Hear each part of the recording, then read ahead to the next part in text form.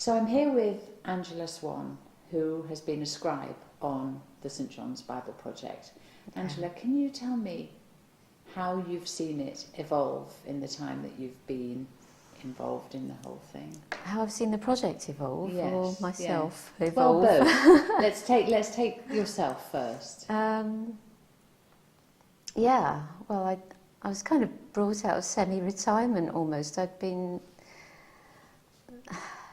not doing a lot of calligraphy for quite a long time, bringing up my daughter by myself, so I didn't have a lot of time. So when Donald invited me to come and train, I was thrilled to bits.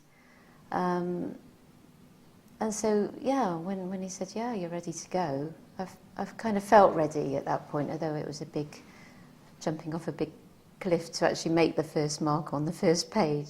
Donald had designed the script for this particular project, hadn't he? It's a very difficult script. Why? I wish you were asking me this a few years ago when I was still writing it day in, day out, and then I could tell you.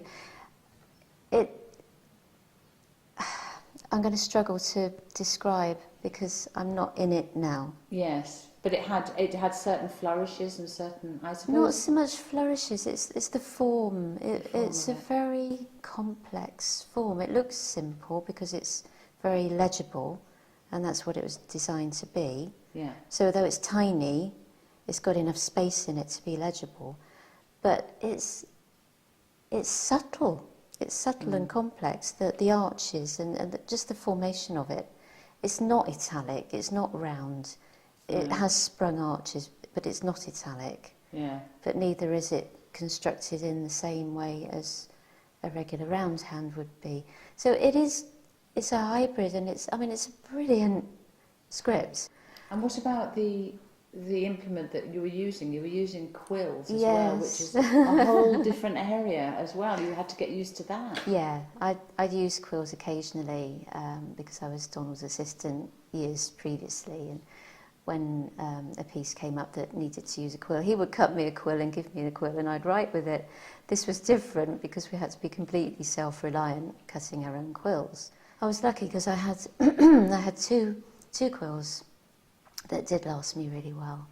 One lasted 24 pages and the other lasted 17. Oh, that's so, good. I mean, obviously I had to keep cutting them, but they held their they held their edge well, and they wouldn't suddenly grow bigger or shrink, which some of them would. After half a dozen lines, you'd realise, that's gone much heavier than further up the page.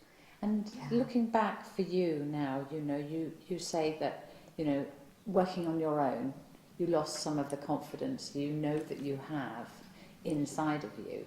Looking back now over that time that you've been involved in the project, has it made you a more confident calligrapher? Has it given you something you've never dreamed you might have? Tell me what it is. Absolutely. And it's quite mysterious how it's happened, really, because I find now that I'm taking on bigger and more complex commissions when they come along. Even though I didn't do a lot of design work, there was only my one little special treatment in the Bible.